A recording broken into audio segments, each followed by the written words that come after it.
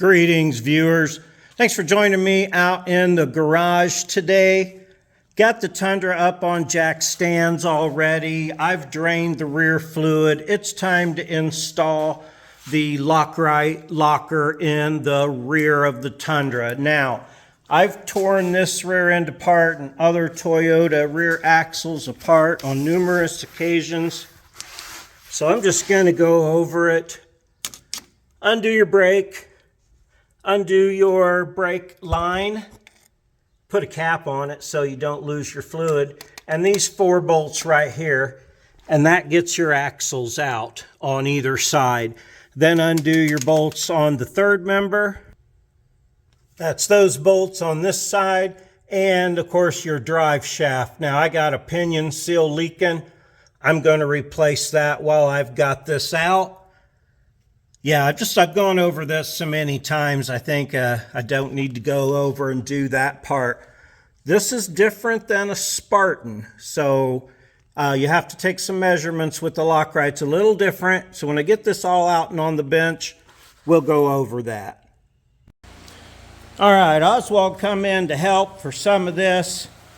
If you did everything right, you got your brake line capped, you got those 4 bolts out and removed your axle. You don't have to take the axle out, but if you leave it rests on that seal, and it's going to be out for a little bit while I do the locker, and I didn't want to leave it like that. Don't lose the pin for your brake line. Under here. Got it on my damn tripod. Anyway, that's all out, and everything is ready to start going back together on the bench. But if you have any questions about taking those bolts out, just ask Oswald and he can tell you what it was like. Now, the unit on the bench will look like this. I'm going to try and make sure you can see everything I'm doing. I don't necessarily always give torque specs, but I will go over the specifications on the locker. Okay, yeah, these are a 17. I think I may have said that.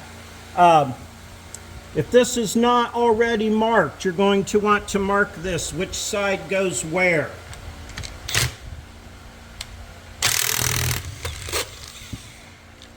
Going to keep your bolts same place with it.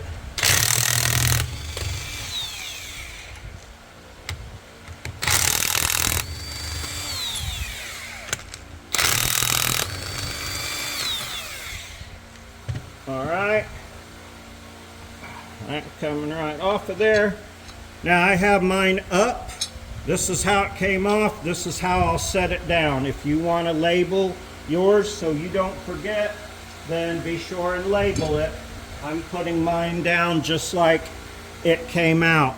Now, real important on these, you notice no adjusters. There's a shim on either side.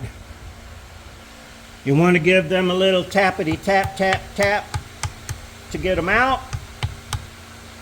And these are the 410s that I re-geared to. Now again, I'm laying them on the side they were on. They come out real easy. They are a tension kind of fit though. Now you got your rear end to come out, lay your races for your bearings on the correct sides. Don't touch this. Well, you can move it the heck out of the way, but don't change that seal while you got it apart or you'll have an issue with your pinion here. Let me get some more rags over here, hang on. All right, now these are also 17s.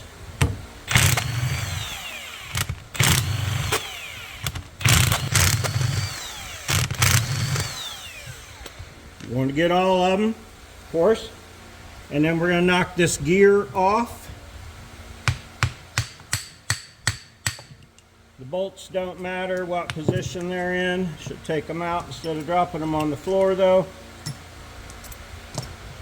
Go around and knock your gear off.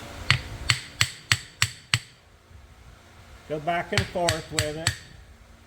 It does not have to go back on the exact same spot it came off, but if it makes you feel good to mark it, you can do that. Just grabbing me a drift so I can get a better hit on it.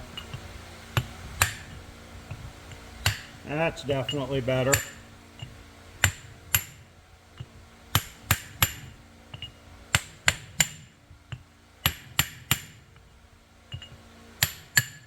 Uh-oh. Finally. All right, now set that aside there with your bolts. Now we got to drive this pin out. There's a pin in that little hole right there. And it gets driven out from this back side over here. Let me grab a punchy thing to get it started with.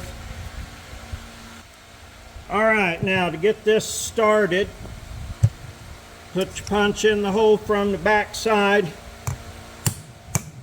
and try not to drive your punch in so far that it gets stuck, because I will end up doing that if I'm not careful. Once you get it going, you can see it's already coming out the other end here. I hope you can see that. You need a little something longer than that punch, and I think I have a nail here that'll work. All right, I just happened to find the perfect punch for this job. You see that pin coming on out there? Try that in your light here. I hope you can see what's crapping there. The pin's coming out. Whee! Right as the screwdriver bottomed out. You don't have to say wee, but you'll enjoy it a little more if you do. Don't forget, after you drive that pin back, to punch that back again there. Now that that pin is out, slide this piece out that you will not reuse. Then you spin your gears around to the side and you pull them out, your side gears, or your spider gears. We're going to get to these two here in just a second. I'm going to get my box of parts open and lay them out here so we can go over this pretty quick. Now this is a Lockrite. They were the first. They are the original drop-in locker. It's very similar to the Spartan. This is the PowerTrax Lockrite model that fits my Tundra 8.4 rear end. Same as Tacoma, same as T100 without locker. Okay? I'm going to go over the put together procedure live here and show you. This is the part you have to do correctly on here. There has to be a space between your little pinion shaft bar and the spacer. It needs to be between 0.005 and 0.020. Whoops, 0.005 and 0.020 on either side. Now, the gap between the differences can't be more than 0.008. So you want as small a gap as you can get of your 005s in here. But yeah, I'll go over that again, but that's important. So read your manual on that. All right, now I got a little tub of grease right here out of camera because it'll help hold some pieces together. When you take these out, be real careful that you don't confuse which side your thrust washer is on. Now, unlike the Spartan, the Lockrite retains these. So I need to put these back in. They are a real bear to get out. I need to go get a pick for that. All right, try not to poke myself. There we go. Now that one came up. It goes opposite the gear. I'm going to put that on my opposite the gear side. Now I'm going to pop this one out. I'm going to take that thrust washer off of that one too. And it goes gear side, because that's how I got the thing laid out right now. This gives you the new pin that goes down the middle there. Of course, my hands are all greasy now.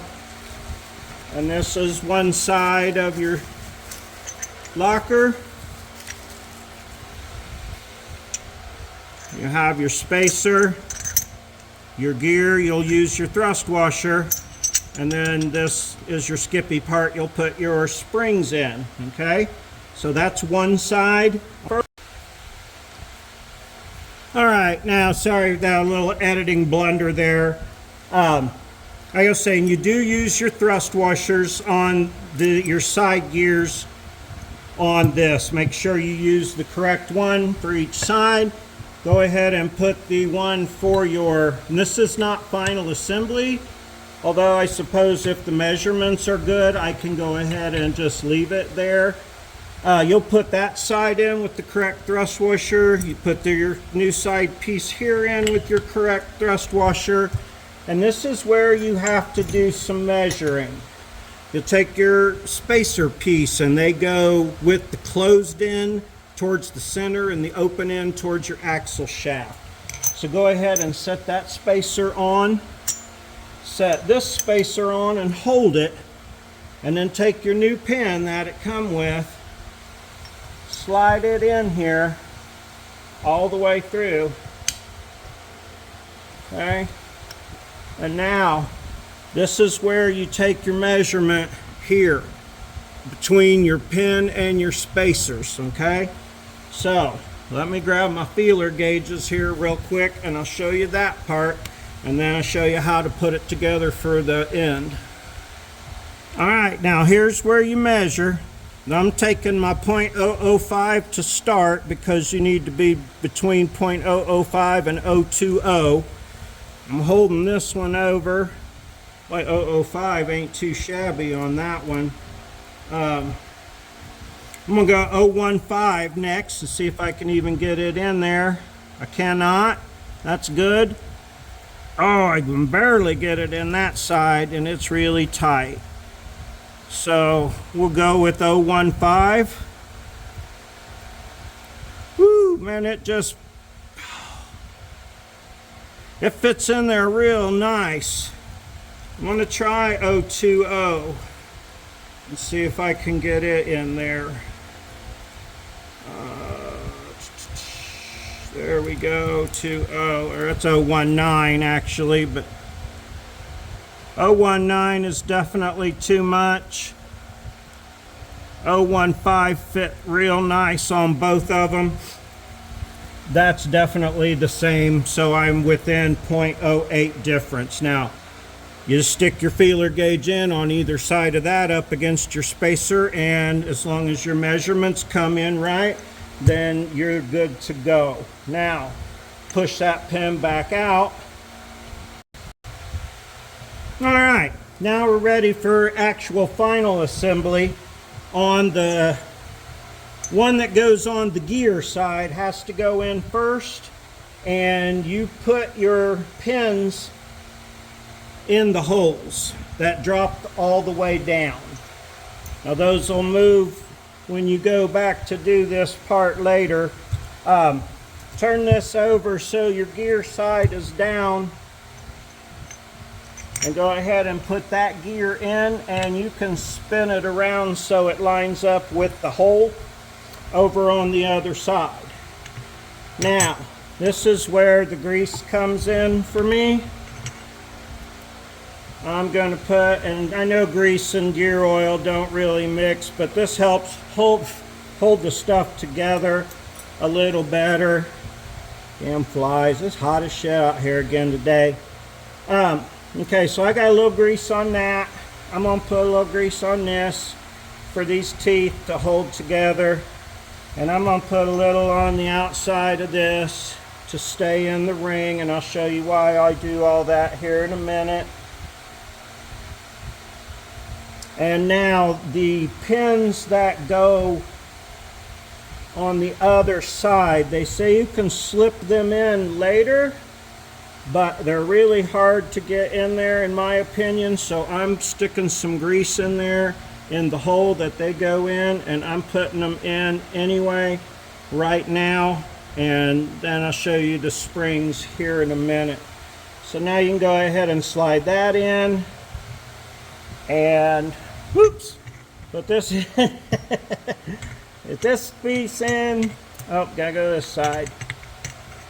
Slide it up into place. Now I'll take this piece with my pin still stuck and slide it up into place and stand it up and get my spacer up where it goes. And now I'm going to spin it around till it joins my other side, okay? Yeah. So I put my pinky in there to kind of hold everything in place. Stand it up. Get your pin where your hole goes in the right spot. And now you can kind of go in from the back. There we go. She pushes right through. Yes. Now, holes lined up. Yes. Grab your dowel pin. You got 4 large springs and 4 little springs. You put the little spring inside the large spring. Now that it's got one in there holding it together, it should be all right. And I can line those spacers up again. Oh, there we go. Much easier. There goes that pin. All right, so this side now. A little bit of grease on the side, help her stay together. It's so much easier to spin it first, so don't do the pin yet. Wait. In, and everything is peachy keen. Boy, that was way better. So do it that way. Watch the whole video first. And make sure, that you do it that way so you don't have the same problem I had. You could actually, if you're worried about this pin coming out, you could put some Loctite on it, especially some of that cinch type Loctite. Now I am going to smack that down real good. Again, just puts a little dent in it. All right, Loctite locker installed. Gear back on next here real quick. This is going really well. I'm happy, that's for sure. I like it when things go smooth. Now you want to try and get, of course, your bolts lined up first try with this. Do not use bolts to pull it up on. You can use your drift and go back and forth and smack it down. As you get going though, you're going to want to look over and make sure your bolt holes are lined up, and as soon as you get close, at least thread one in. When you use a drift, use something soft. This one's copper. Alright, that's a greasy, dirty job. I'm going to put this down and bolt it back on. Alright, once you got your gear back in and torqued down the way you want it to be torqued down, stand this all back up. Get your crap out of the way here. Let's bring this back over. Woohoo! Stand this back up. I'll take my bearing race. Remember, I put this upright to start, so it's upright again. I'm going to roll that in just like it should be. Take your ring on the side that it came off of and reinsert. Tap, tap, tap that little bearing race over a little bit. Take this one and drive it in there. Alright, you can check your backlash again, but there is no adjustment that you can make on that. Sorry about you. If you want to make an adjustment on it, you can't. Alright, now this has little pins in it to line it up. I'm putting the bolts back in the same place I took them out. I don't know that that's really horribly important. Alright, am I going over? Alright. Come on now. There we go. Yeah. Got one side on. There you go. They line up because that shim, and then you just tap them together Little pins go together. Top bolts back in the top. Don't know that it matters, but I like to do that. Bottom bolts back in the bottom. Now remember, the toughest part is lifting this daggone thing back up and putting it back in the truck. But I'm going to torque those down real quick. All right, she's ready to go back in the truck. That's as simple as that. I hope I didn't make it more complicated than it needed to be. Sometimes I fumble around. Probably should have read the instructions. Like I say, watch the video all the way through. I probably should have read the instructions all the way through. I'm going to go back and bolt this in. It's going to be putting this back, put these bolts around it, bolt the drive shaft back up, slide the axle shafts in, bolt them up, hook up the brake line. Done. I can put a link to other videos where I've done that, but yeah, I kind of went over that. That's the easy part. I hope you learned something. I hope you enjoyed watching that. I can't wait to get out and test it. More Tundra wheeling videos coming up with a rear locker now. So thanks for joining me and Oswald out here on a super hot day today, working on the Tundra to make it better. Looks like I got a little brake line drip. Oswald, he's wore out. More to come on everything. The Jag is running. Still investigating transmission on that. Loving the Silverado, Tundra going together. Locker in the back. I'm so excited. Woo! Got to say locker like that. So thanks for joining me out here today. Really do appreciate you so much. Couldn't do the show without you. I love you. Like, subscribe, comment, watch some other videos. Stay tuned for more. Appreciate you so much. Have a great day.